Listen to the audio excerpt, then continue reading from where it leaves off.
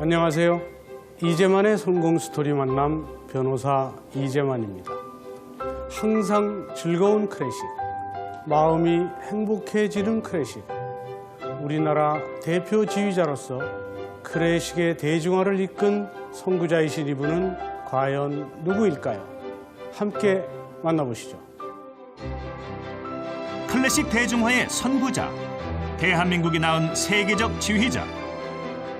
국내 최초 카레안 국제 지휘자 콩쿨 입상, 최연소 국립교향악단 전임 지휘자 역임, 국내 최초 벤처 오케스트라 유라시안 필하모닉 창단 등 대한민국 최초라는 수식어를 다수 가지고 대한민국 음악계에 새로운 바람을 일으킨 분.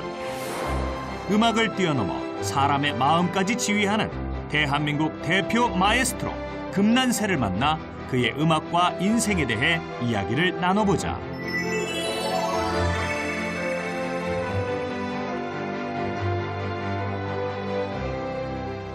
안녕하세요. 안녕하세요. 반갑습니다. 예. 저도 오늘 그 지휘자 금난세 선생님을 만나뵙게 돼서 이제 보타기를 하고 왔습니다. 아, 그래? 오늘만 특별하신 거예요? 예, 저는 그렇습니다. 이 프로그램 진행하면서 예. 아주 독특한 태를 매셔서 매일 그런 줄 알았는데 예. 감사합니다. 예. 저를 생각해 주셔서. 예, 제가 특별히 준비했습니다. 네, 멋있네요. 보통 이제 현업에서 네. 굉장히 바쁘게 활동을 하시는데 네네. 최근에 그 바쁜 와중에도 그 교장 선생님으로 예고에 취임하셨다고 하는데 네. 어떤 연유로 취임하시게 되셨어요? 저 본인도 생각할 때 이것이 놀람인데 저는 서울 예고를 나왔습니다. 사실은. 그리고 최근 5월 말에 6월 총과 5월 말에 개교 기념 60주년을 맞이해서 졸업생들이 오케스트라를 만들어서 이제 지휘를 하는 게 어떨까 했을 때 저희가 그 60주년 기념 음악회를 했답니다. 근데 그 음악회가 끝난 다음 새로 이사장으로 오신 이대봉 이사장님이 무대 뒤에 오셔서 너무 좋았다. 그래서 저는 처음 만나뵌 거예요. 그래서 이제 음악회 끝나면 그 다음에 한번 식사합시다. 이래서 그 음악회 때문에 식사하는 줄 알았는데 내용 끝에 목적은 식사도 있지만 서울예고 교장으로 좀 모셨으면 좋겠다. 이런 이야기를 듣고 저는 깜짝 놀랐어요. 왜냐하면 제가 연주자로서 바쁜 경우거든요. 실제로 그렇죠. 뭐 연주가 1년에 100회가 거의 넘고 150회 가까이 하는 사람인데 그래서 이분이 내 스케줄을 모르고 그러시나 보다라고도 할 수 있지만 저는 그건 좀 힘들겠다고 했을 때 1년에 3일만 나오면 됩니다. 이러는 거예요. 1년이요? 네, 1년에 3일. 그래서 한 달에 3일이 아니라 1년에 3일. 4개월 계절에 한 번씩. 그래서 그게 놀라워서 왜 3일일까요? 했을 때 그는 입학식, 졸업식, 개교 기념일 3일 정도만 나와도 된다. 그러니 제가 아무리 바빠도 3일은 낼 수 있잖아요. 그러니까 거절할 그 방법이 없는 거죠. 어떻게 보면 새로운 학교의 방향, 새로운 것을 원하는 그런 것이 아닌가 저는 그렇게 생각하게 됐습니다. 그래서 한 달 전인가요? 이사회에서 교장으로 추대가 되어서 제가 되었습니다. 우리나라 최초의 예술 전문 중등교육기관인 서울예고 교장으로 취임한 금난세. 그의 취임으로 예술 교육에 새바람이 불 것으로 기대하고 있다.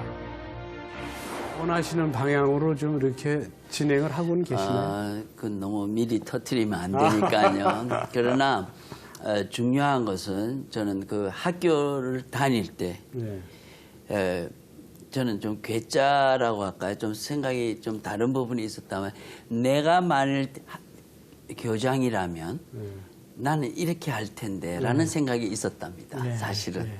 그런데 제가 교장이 실제로 됐으니까 제가 모든 선생님 앞에서 첫 요청이 우리의 눈높이로 볼 것이 아니라 아이들의 눈높이. 만일 내가 학생이라면 학교가 이런 걸 좀 해줘야 될 텐데 라고 거꾸로 아이들 입장이 돼야 된다. 가능한 한 최대한의 시간을 내서 전통의 60년의 전통을 가진 명문이라고 하지만은 새로운 학교로 이제 변화시키는 도전이 시작됐습니다.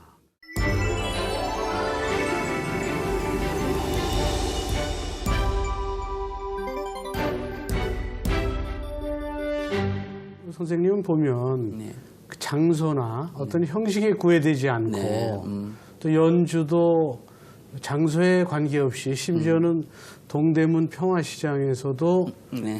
연주를 연주를 하셨다고. 했죠. 네. 네. 음악이 콘서트홀에 가가지고 그 가서만이 음악이 아니다 이거죠. 제가 생각할 때는. 예, 그러니까 우리가 가까운 곳에 예를 들면 도서관에서도 음악이 강당에 있으면 할 수 있고 또 큰 건물이 잘 지은 건물의 로비에서 그 울림이 괜찮으면 거기서도 음악을 할 수 있는 거예요. 그런데 흥미로운 것은 우리 간 오케스트라는 15년 역사인데 동대문은 100년의 역사를 가지고 있는 거예요. 그러면 우리가 그렇게 100년의 역사를 가진 시장에 간다는 것은 거꾸로 말하면 우리가 자랑스럽고 영광스럽다 생각해야지. 그 시장터에 우리가 음악을 하게. 그 자체가 옛날 사고라는 게 저의 생각이랍니다. 그래서 일생에서 가장 가끔 중요한 것은 대단한 철학책이 아니라 이솝 이야기랍니다. 이솝 이야기 어릴 때 중학교 때 본 거는 주둥아리가 긴 동물을 초대해 놓고 접시에다가 음식을 주면 먹기가 힘들고 주둥아리가 길지 않는 친구에게 긴 컵에다가 하면 못 먹는다는 이야기 있잖아요. 우리가 어디에 초대를 받든 또 우리가 누구를 초대할 때는 배려가 필요하다는 거죠. 내가 음식을 잘 차린 게 중요한 게 아니라 그 상대가 먹을 수 있는 접시에 담아야 된다. 저는 그게 제 단순하지만 그게 제 인생의 철학 중에 하나입니다. 예. 그래서 우리 선생님께서는 예. 그 클래식 음악을 대중한테 쉽게 알려주기 네. 위해서 예.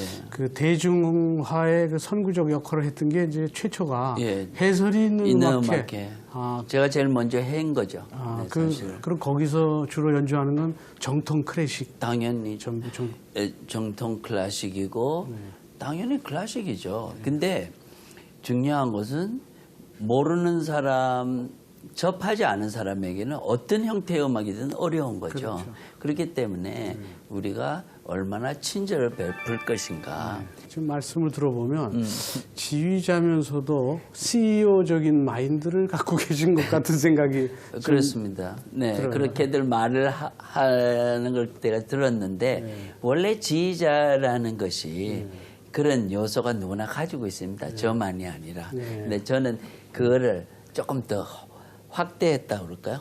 이제 지휘자의 몫이 예. 음악만 지휘하는 게 있고 또 음악 감독 이렇게 되면 그 단원들의 살림도 조금 생각하면서 하는 그걸 음악 감독이라고 합니다. 그래서 음악 감독 겸 지휘자 이렇게 말하는 거죠. 그래서 저는 지휘자라기보다 지휘자이면서 음악 감독 또는 예술 감독 이제 이런 거죠.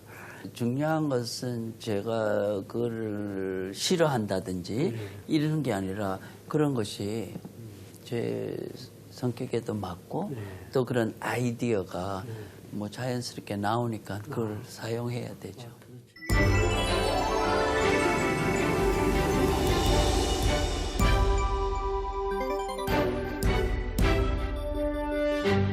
그 KBS 교향악단의 그 최연소 지휘자 기록도 갖고 계시고 이런 이제 교향악단은 전부 그 지원을 받아서 운영이 되는데 네. 선생님께서는 지원 없이 벤처 오케스트라를 창단해서 네. 그 유라시안 오케스트라인가요? 네, 유로 아시안 필하모닉. 네. 유로아시안 필하모닉 네. 오케스트라. 그런 벤처 오케스트라를 아주 성공적으로 경영을 하시고 네. 계시는데 네. 뭐 성공의 특별한 비결이라도 있나요? 우리나라의 오케스트라뿐만 아니라 합창단, 오페라단, 예술단체들이 다 정부나 시에 지원을 받고 예산이 책정이 됐을 때 그게 운영되는 그런 경우가 거의 99%입니다. 그렇죠? 그러니까 어떤 의미에서는 지원이 있으니까 좋은 점이 있지만 어떤 점에서는 독립심이 없는 경우가 될 수도 있다라는 생각을 저는 늘 해왔어요. 그래서 이제 저는 벤처 오케스트라는 건 뭡니까? 다시 말해서 아무 지원이 없는데 오케스트라 해보자. 한국이 자랑하는 지휘자 금난세가 창단한 유라시안 필하모닉 오케스트라. 국내 최초 벤처 오케스트라인 유라시안 필하모닉은 언제나 넘치는 아이디어로 다양한 공연을 기획하여 보여주고 있으며 이로 인해 클래식 공연의 새로운 장을 열고 있다. 모든 사람은 예술의 전당이나 세종회관이나 또 외국이면 카네기홀에 가서 하는 게 음악이다라고, 물론 그것도 음악이고 중요하답니다. 그러나 우리는 새로운 곳을 음악회장으로 만들 필요도 있다는 거죠. 그게 바로 벤처 아니겠어요? 그렇죠. 예, 그래서 벤처라기보다 벤처 정신인 거죠.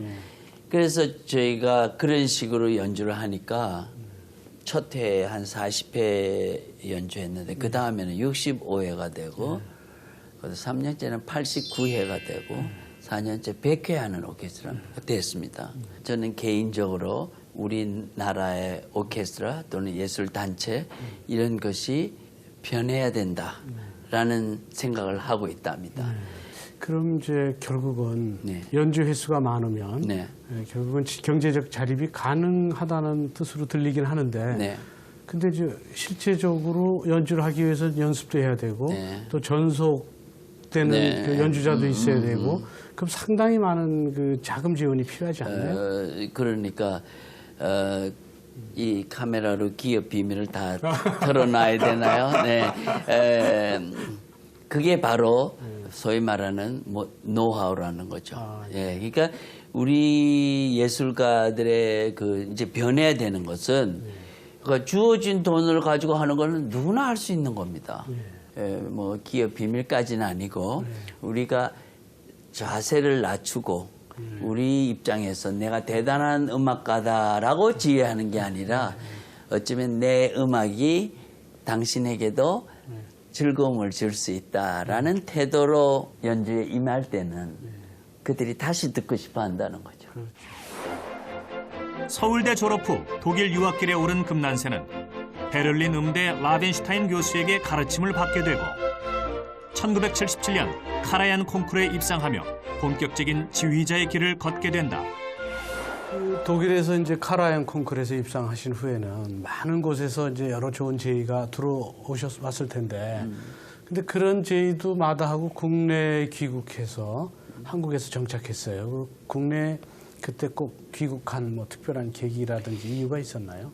그 콩쿠르 심사위원장이 대단한 음악계의 대부였습니다. 카라얀을 뒤에서 뒷바라지 하는 음악계의 많은 예술가들이 크고 안 사라지고 이걸 본 장본인이죠. 제가 그분이 저를 점수를 좋게 줬다 해서 만났습니다. 조언이 필요했던 거죠.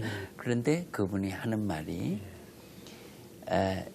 자기가 생각할 때는 전후에 굉장히 빠른 속도로 일본이 발전하는 모습을 보고 놀랬다.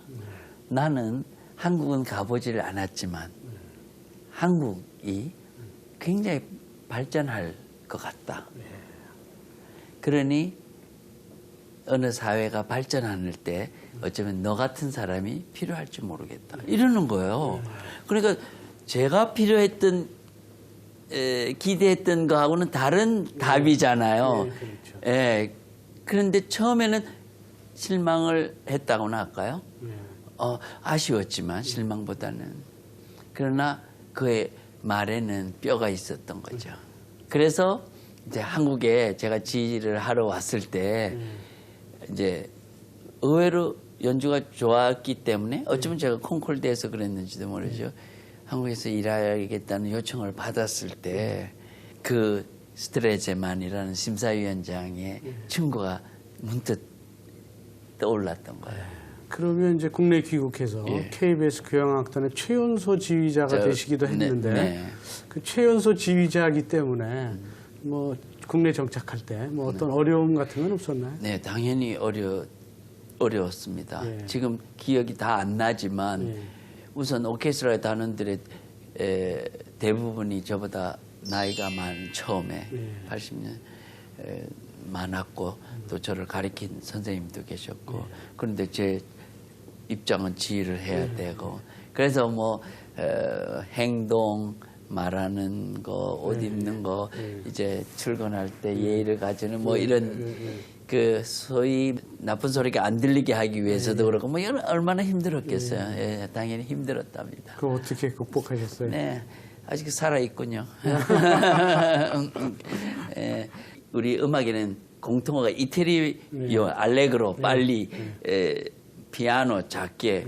그럼 작게 하십시오는 아니잖아요. 피아노 하면 전 다, 그러니까 피아노 하면 빨리, 또 포르테 크게. 그래서 농담으로요, 지휘자는 단어가 10개 정도면 된대요. 그런 말을 한 적이 있어요, 선생님이. 어쨌든 뭐 그런 게 어려움은 아니었지만 그런 하는 작은 거부터 몰래 오케스트라는 뭐 사단을 몇 개 호령하는 것보다 힘들다는, 왜냐면 예민한 음악가들의 그리고 동시에 작업이거든요. 이거는 7, 80명이 동시에 작업을 하기 때문에 어려움이 저만이 아니라 지휘자에 있어요. 그래서 보통 지휘자들은 쫓겨난다 이런 게 많습니다. 그게 안 좋은 건데 그게 그만큼 어렵다 이런 걸 말하는 거죠.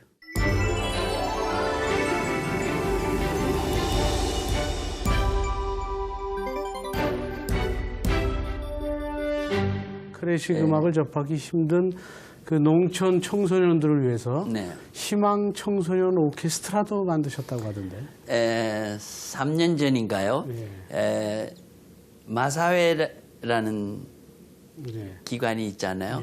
거기에 돈을 찾아가지 않는 1,000원짜리, 2,000원짜리 찾아가지 않는데요. 그걸 모았다니 한 50억이 된다는 거죠. 그렇게 많이. 그 50억을 그럼 우리가 좋은 일에 쓰자 했을 때 농어촌 문화재단을 만든 것 같아요. 거기서 뭘 할까 했을 때 한 10억을 띄어서 이제 문화라는 게 대도시, 서울, 이런 대도시에만 있는 시대였잖아요.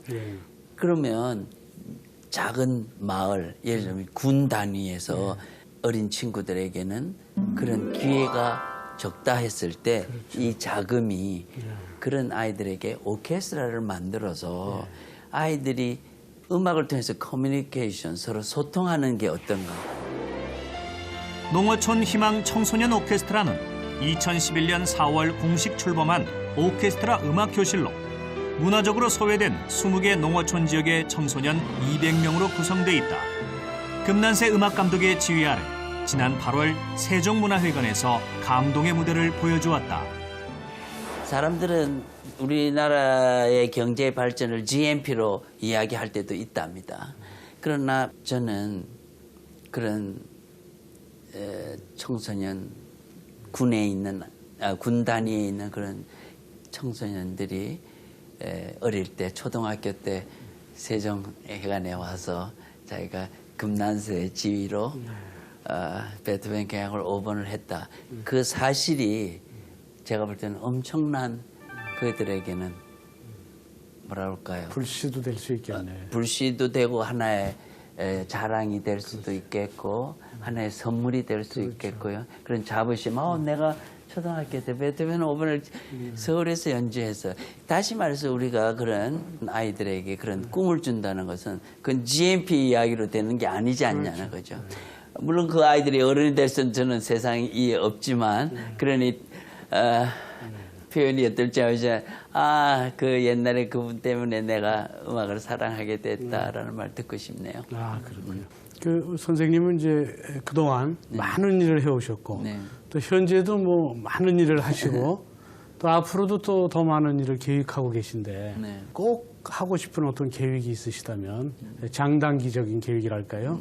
한 말씀 해주시죠. 저는 사실은 다양한 일을 합니다. 여러 가지 일을 하지만 그게 다 제각기가 아니라 어떻게 보면 그 방향이 한 곳으로 가고 있다. 그래야 제가 그걸 다 할 수 있다는 거죠. 우리가 소위 말하는 윈윈한다는 상생이라고 합니까? 근데 내 자신 안에서 서로 그 일이 윈윈하는 그런 걸 지금 저는 생각하고 있다. 그래서 뭘 한다는 거는 비밀이고 그런 거를 잘 협조해서 제가 요즘 예고에 있다고 해서 예고만 잘 된다라는 생각도 중요하겠죠. 그렇지만 예고가 잘 됨으로써 우리나라 예술계가 만일 잘 돼야 된다는 생각의 관점도 꼭 가지고 있다는 거죠. 아, 예.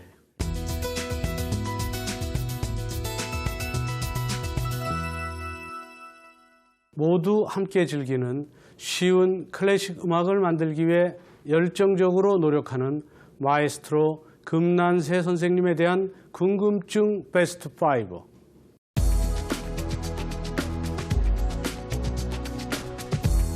클래식 음악의 대중화를 위해서 노력하셨는데 거기에 어떤 특별한 어떤 원칙이 있으신가요? 저는 원칙이라기보다 결국 제가 아는 세계가 음악이고 만일 예를 들자면 훌륭한 만일 전쟁과 평화를 누가 러시아 말로 읽었는데 자기 혼자 감동을 받고 아 이거를 번역해야 되겠다 다른 사람들 읽었으면 좋겠다 하지 않겠어요? 그거나 똑같다는 거죠. 제가 받은 음악에서 느낀 감동을 나는 좋았다로 끝나는 게 아니라 많은 사람들이 그걸 즐겼으면 좋겠다. 그러니까 번역자의 그 마음 뭐 그런 것 같습니다. 아, 예.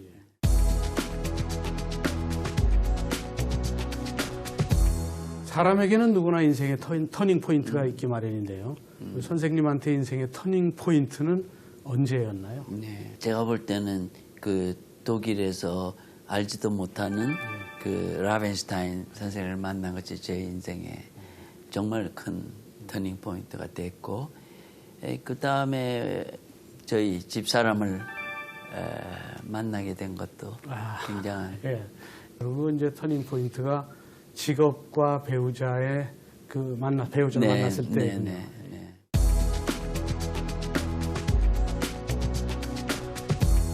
이름을 금난세 이렇게 돼 있는데 이름이 좀 특이하죠. 원래 금시성이셨나요?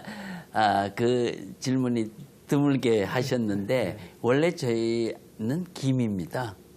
원래 김으로 쓰시더라고요. 한문은 김인데 이제 아버님이 좀 독특한 분이셨죠. 그리고 한글을 전용하고 한글에 대한 그 연구도 하고 본인이 작곡도 했지만 다양한 관심을 가지고 있었어요. 그래서 저에게 이름을 한글로 지었어요. 아, 그 한글인가요? 네, 뜻이? 저는 한글입니다. 무슨 뜻인가요? 나는 새죠. 나는 새가?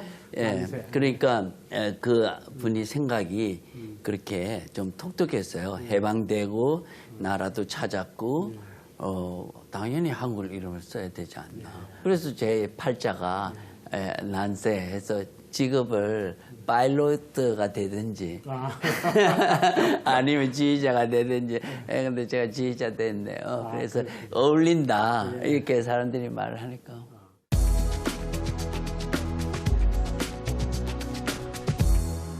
저희가 이제 음악가 또 특히 지휘자 하면 이제 여러분들과 연주자들과 호흡을 맞춰야 되니까 그 화날 때도 있을 텐데 선생님은 항시 웃으시는 모습이 많아요. 근데 그래도 화나실 때도 있으실 텐데 그때는 어떻게 극복하세요?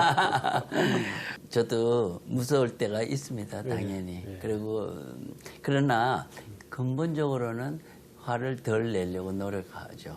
사실은 지휘자라든지 또는 리더들 중에서 최상위에 있는 리더가 사실은 이런 복장이랄까 또는 아주 부드러운 리더십이 실제적으로 가장 강력하다 이런 얘기를 들은 적이 있는데 아주 강력한 리더십을 갖고 계신 것 같습니다. 그렇지 않습니다.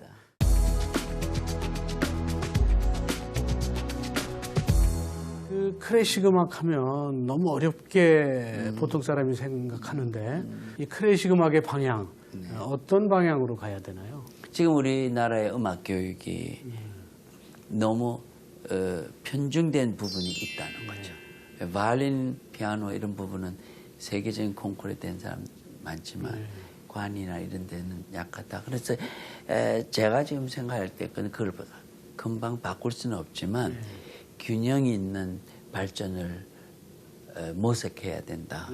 이런 것이 저의 지금 생각이고 지금 우리 음악 교육이 예술 교육이 입시 위주, 콩쿨 위주로 가면 전부 골프 선수만 나온다는 거죠. 예, 혼자 잘해가지고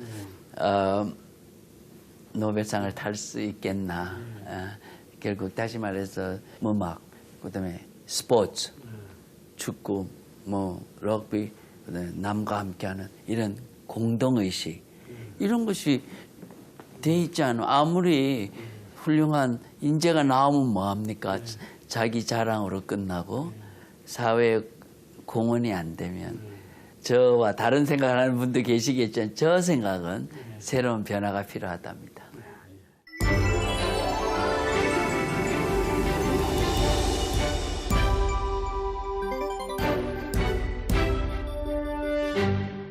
세계적인 마에스트로이자 기업가 마인드를 가진 창조적 경영인인 지휘자 금난세 선생님과 함께했습니다. 저희는 다음 주 이 시간 또 다른 멘토와 함께 다시 찾아뵙도록 하겠습니다.